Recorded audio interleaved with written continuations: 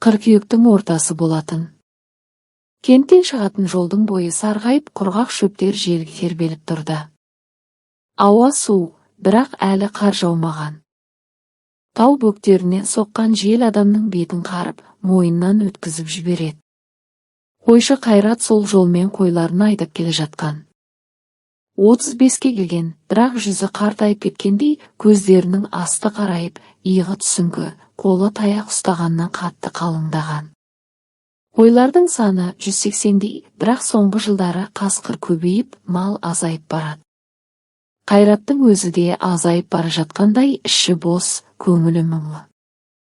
Ол күнде таң атқаннан кеш батқанша қоймен бірге. Таңертең қорадан шығарып, кешке қайта айдап кіргізеді. Арасында бірер сағат ауылға түсіп нан алып шай ішеді. Әйелі жоқ. Баласы жоқ. 10 жыл бұрынғы әйелі сен қойыңмен қал, мен қаламен кетем деп кетіп қалған. Содан бері Қайрат жалғыз.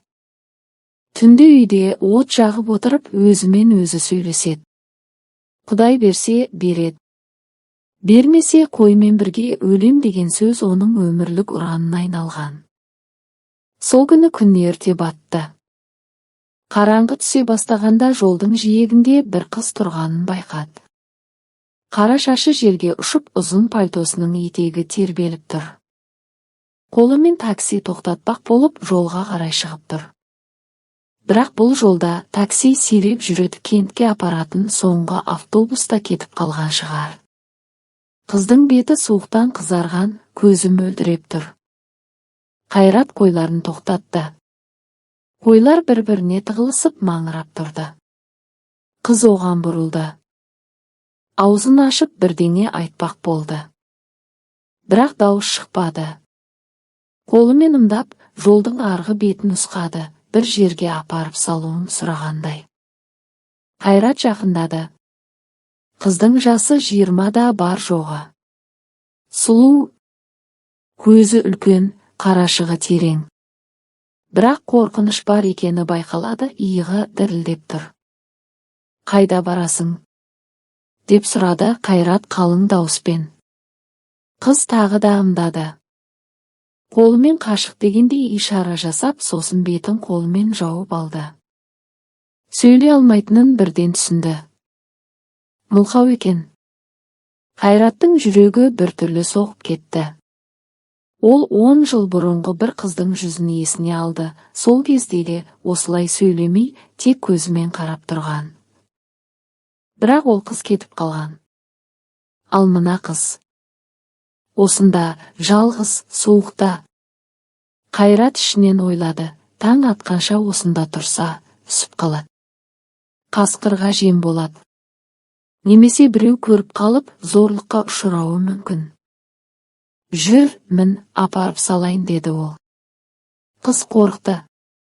Артқа шегінді. Бірақ қараңғы түсіп жел күшейіп барады.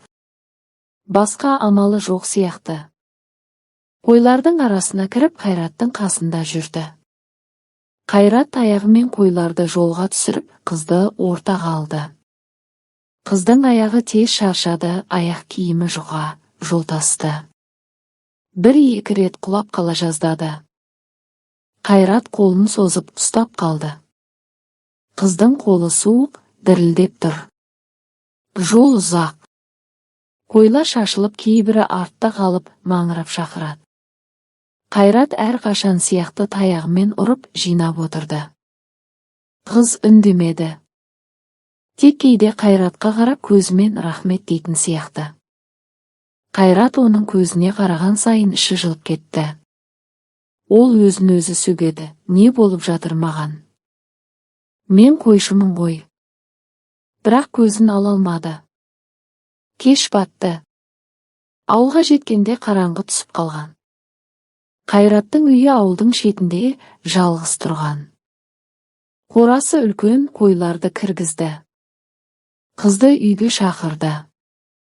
Кір, жылынып ал. Суықта қалма. Қыз басын изеді. Ішке кірді. Үй іші қараңғы, тек пеште от жанып тұр. Қайрат шам жақты. Қыздың жүзіне жарық түсті, әдемі. Қара шашы желден шашылып, киімі шаң. Қайрат оған орындық әкеліп берді. Қыз отырып, қолын отқа жақындатты. Қайрат шәйнек қойды, нан кесіп берді. Қыз алғашқыда жеуге қорықты. Бірақ аш екені байқалды, бірден жеп шай ішті. Сол түні қыз қашпақ болды. Қайрат ұйықтап қалғанда есікті ашып шықты. Бірақ қойлардың арасында адасып қалды. Қойлар маңырап қызды қоршап алды. Қорқып қайта үйге қашты. Қайрат оянып қызды көріп ішінен күлді. Қашсаң да қашып құтыла алмайсың деп ойлады. Ертеңіне таң атқанша қыз үйде қалды. Қайрат қойға шықты, бірақ көзі қызда. Кешке қайтып келгенде қыз пеш жағып үй жинап қойған. Қайрат таң қалды. Қызымдап, мен осында тұрайын ба? Дегендей болды. Қайрат басын изеді. Қал. Ешкімге айтпаймын. Сол күннен бастап қыз үйде қалды. Қайрат оны Эльмира деп атады. Өз атын сұрағанда қыз қағазға Эльмира деп жазып берді. Қайрат мен сөйлесуді үйрене бастады. Эльмираға киім әкелді, ауылдағы көрші әйелдерден сұрап алды. Қыз бірте-бірте үйренді. Бірақ көзі әлі де қорқынышпен толы. Түнде ұйықтағанда жиі оянып жылап жататын. Қайрат оны қарап ішінен ойлады, мен оны жібермеймін. Бұл қыз менікі болады. Жалғыздықтан құтқарады. Ол өзінің сезімін мойындамады. Тек қорғаймын деп жүре берді. Бірақ жүрегі басқаша соғып тұрғанын өзі де білді. Қойлардың арасында басталған әңгіме солай жалғасып жатты, үнсіз, бірақ терең. Қараңғы түскен кештерде екеуі от жағып отыратын. Қайрат қой туралы айтатын, Эльмира тыңдайтын. Кейде қыз қолын созып Қайраттың қолын ұстайтын. Сол сәтте Қайраттың іші жылып кететін. Ол 35 жылдық жалғыздығын ұмыта бастады. Бірақ бұл тыныштық ұзаққа созылмайтынын екеуі де білмейтін. Қысқа күндер басталды. Қараша айының соңына қарай тау бөктерінде алғашқы қар түсті. Қайраттың қорасының алдындағы жер ақ түске боялып, қойлардың тұяғы астында сықырлап жатты. Үйдің іші пештің отымен жылы, бірақ қабырғаларындағы жарықтардан жел сыздап кіріп тұратын. Эльмира сол үйдің ішінде Қайраттың әкесінен қалған ескі көрпені жамылып, терезенің алдында отыратын. Көзі сыртқа, тауға, қарға, кейде қойлардың арасындағы жолға қарайтын. Бірақ қашу туралы ойы бірте-бірте басылып бара жатқан сияқты еді. Алғашқы апталарда Эльмира үйдің бұрышында отырып, ештеңеге қол тигізбейтін. Қайрат оған тамақ әкеліп қоятын, ыстық сорпа, нан, ет. Қыз алғашқыда жеуге қорыққан. Бірақ аштық жеңді. Бір күні Қайрат келгенде үстелде ыдыс-аяқ жуылып, сүртіліп қойылғанын көрді. Эльмира пештің алдында отырып, қолын ұмдап, мен жинаймын дегендей болды. Қайрат басын изеді.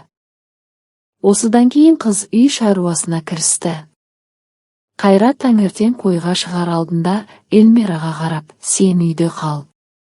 Суықта жүріп ауырып қалма дейтін. Эльмира басын изейтін. Бірақ Қайрат кеткен соң, ол да сыртқа шығатын болды. Қораның алдындағы қарды сыпырып, қойларға су әкеліп жем беретін. Қолы қатып, беті қызарған күйі қайтып келетін. Қайрат кешке қайтып келгенде қыздың қолындағы қызыл іздерді көріп іштей қиналатын. Бір күні қолғап әкелді, ауылдағы дүкеннен сатып алған, қызыл түсті, әйелдердікі. Эльмира алғашында қабылдамақ болмады, бірақ Қайрат, қолың қатып қалса, деп қатты айтты. Қыз қолғапты киді. Сол күні кешке от жағып отырғанда Эльмира Қайратқа қарап, қолын созып, қолғапты көрсетті. Сосын саусағымен рахмет дегендей жүрекке тиеді. Қайраттың жүрегі тез соғып кетті. Ол бірінші рет қыздың көзіне ұзақ қарады. Эльмира көзін төмен салмады. Сол сәтте екеуінің арасында бірдеңе өзгерді, сөзсіз, бірақ сезілген. Қайрат мен сөйлесуді тез үйренді. Эльмираның қимылдары қарапайым әрі түсінікті болды. Саусағын шайқаса жоқ, басын изесе иә, қолын жүрегіне қойса, жүрек кеудесін көрсетсе мен. Қайрат кейде қателесетін. Бірде Эльмира қолымен су деп ымдағанда, ол шай деп түсініп шай әкелді. Қыз күліп жіберді, үнсіз, бірақ күлкісі көзінен, иығының қимылынан байқалды. Қайрат та күлді. Ол көп жылдан бері алғаш рет үйде күлген еді. Қыз тереңдеген сайын екеуінің өмірі бір ритмге түсті. Таңертең Қайрат қойды шығарады, Эльмира үйді жылдады, түскі ас әзірлейді. Кешке Қайрат қайтып келгенде үстелде ыстық тамақ дайын тұрады. Қойдың сүтінен қаймақ пісіреді, ірімшік жасайды. Қайрат бір күні, сен қой саууды білесің ғой, деп сұрады. Эльмира басын изеді. Содан кейін қойға бірге шығатын болды. Қайрат қойларды жайылымға апарады, Эльмира қасында жүреді. Қолында кішкентай таяқша, қойларды қуалауға емес, жай ғана жол көрсетуге. Қардың үстінде екеуінің ізі қатар жүреді. Кейде Қайрат қыздың артына түсіп, оның жүрісін қарайды, жеңіл, бірақ берік.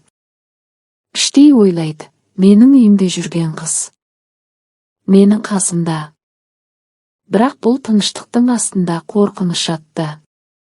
Эльмира түнде жиі оянып кететін. Қараңғыда отырып терезеге қарайтын. Кейде көз жасы ағып тұратын. Қайрат оянып қыздың қасында отыратын. Ештеңе демейтін. Тек қолын созып Эльмираның иығына қоятын. Қыз алғашында қашатын. Кейін үйренді, Қайраттың қолы жылы екенін сезді. Бір түні Эльмира өзі Қайраттың қолына сүйеніп ұйықтап қалды. Қайрат таң атқанша қозғалмады. Оның жүрегі, мен оны жібермеймін деп соғып тұрды. Ауыл адамдары сөз шығарды. Қайрат бір қыз әкеліпті, сөйлемейтін қыз екен, қайда жүрген қыз еді ол, деген әңгіме тарады. Біреулері Қайраттың үйіне келіп сыртынан қарап кететін. Қайрат ешкімге есік ашпады. Менің үйім, менің ісіме араласпаңдар деп қатты айтты. Ауылдың үлкендері де араласпады, Қайраттың мінезі қатты екенін білетін. Бір күні Эльмира қағазға сурет салды.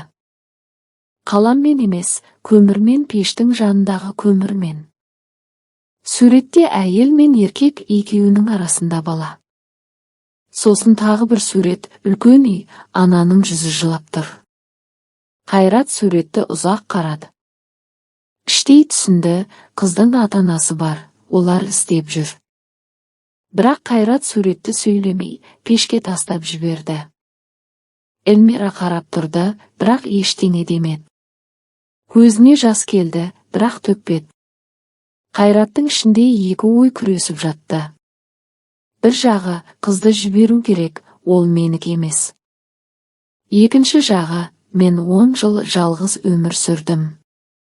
Енді осы қыз келді, ол менің жалғыздығымды толтырады. Жіберсем қайта жалғыз қалармын. Бұл ой оны түнде ұйықтатпады. Ол Эльмираның қасында жатып, оның тыныс алуын тыңдайтын.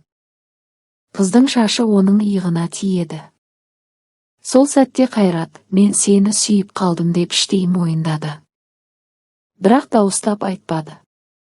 Айта алмады. Көктем жақындағанда Эльмира өзгере бастады. Ол қойдың қасында ұзақ тұратын, қойларға үнмен сөйлейтін. Кейде Қайратқа қарап күлімсірейтін. Бір күні қар еріп, жер жасылданғанда Эльмира Қайраттың қолына сурет салды, екеуі қатар тұр, алдыңда қойлар. Қайрат суретті көріп көзіне жас келді. Ол алғаш рет Эльмираны құшақтады, қатты емес, ақырын. Қыз қашпады. Басын Қайраттың иығына қойды. Сол күні кешке Қайрат от жағып отырып, сен осында қалғың келе ме? Деп сұрады. Эльмира ұзақ үнсіз тұрды. Сосын басын изеді, баяу, бірақ сенімді. Қайраттың жүрегі тоқтап қала жаздады. Ол қыздың қолын ұстап, мен сені ешкімге бермеймін деді. Эльмира ештеңе демеді. Тек көзін жауып, Қайраттың қолына сүйенді. Осылайша үнсіз махаббат өсіп тамыр жайды. Бірақ оның астында әлі де қорқыныш, кінә, күдік жатты. Қайрат білетін, бұл тыныштық мәңгілік емес. Бір күні Эльмираның өткені қайтып келеді. Сол күн жақындап қалғанын екеуі де сезіп тұрды. Көктем тез келді. Қар еріп, тау бөктерінен су ағып, жер жасыл шөппен жабылды. Қойлардың жүндерін қырқу уақыты жақындаған. Қайрат таң атпай тұрып қырқуға дайындық жасайтын. Эльмира да қасында болатын, қойдың жүндерін жинап, тазалап, орап қоятын. Екеуінің арасындағы үнсіздік енді ыңғайлы болып кеткен. Сөз керек емес сияқты еді. Қайрат бір қараса, Эльмираның көзі күлімсіреп тұрады. Қыз бір қараса, Қайраттың иығына басын қояды. Олардың өмірі қойлардың маңырауы мен, желдің сыбыры мен, пештің отымен өлшенетін болып қалған. Бірақ бұл тыныштық ұзаққа созылмады. Бір күні түскі уақытта ауылдың шетінен екі машина келді. Біреуі ескі Нива, екіншісі қара Лада. Машина тоқтағанда ішінен 3 адам түсті. Егде тартқан ер адам, орта жастағы әйел және жас жігіт. Ер адамның жүзі қатты, көзі қан толы. Әйелдің көзі сіңген, қолында орамал. Жас жігіт Эльмираның інісі сияқты, қолында телефон, беті ашуланған. Ауыл адамдары жинала бастады. Кімдер екен? Деген сөз тарады. Қайрат қораның алдында тұрған. Эльмира қасында, қолы дірілдеп тұр. Қыз бірден таныды, анасы, әкесі және інісі. Көзіне жас толды. Бірақ дауыс шығармады. Тек артқа шегінді, Қайраттың артына тығылды. Әкесі алға шықты. Даусы қатты, бірақ дірілдеп тұр, қызым қайда?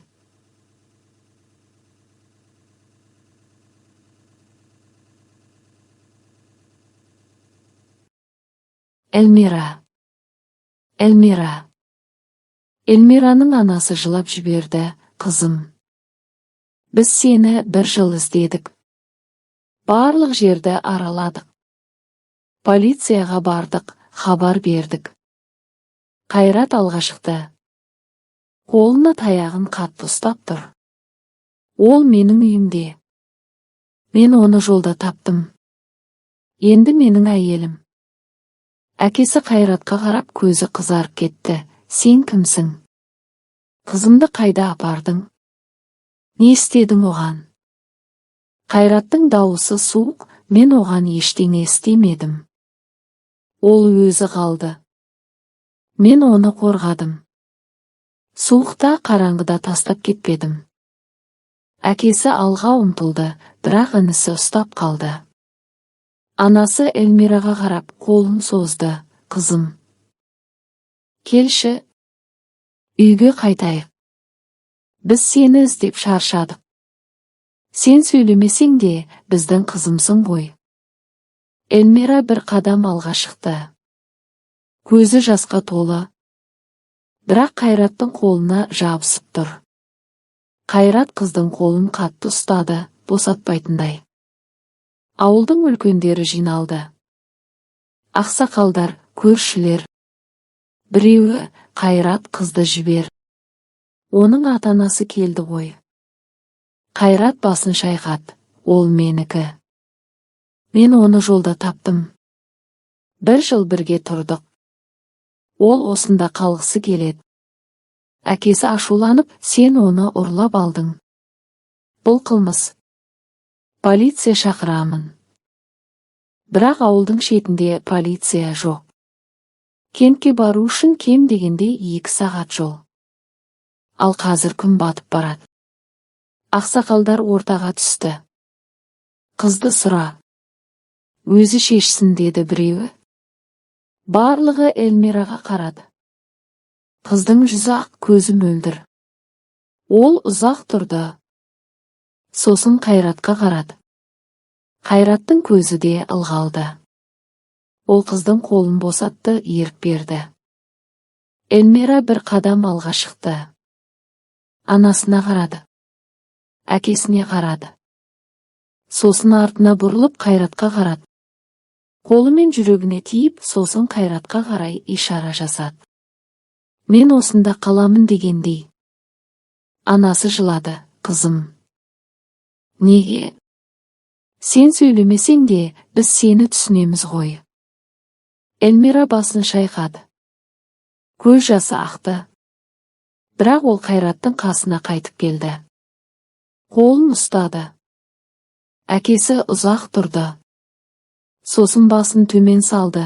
Біздің қыз сөйлемейді. Кімге керек болады? Сен оны асырап отырсың ба? Оған қарайсың ба? Қайрат басын изеді. Мен оны өмірімнің соңына дейін қорғаймын.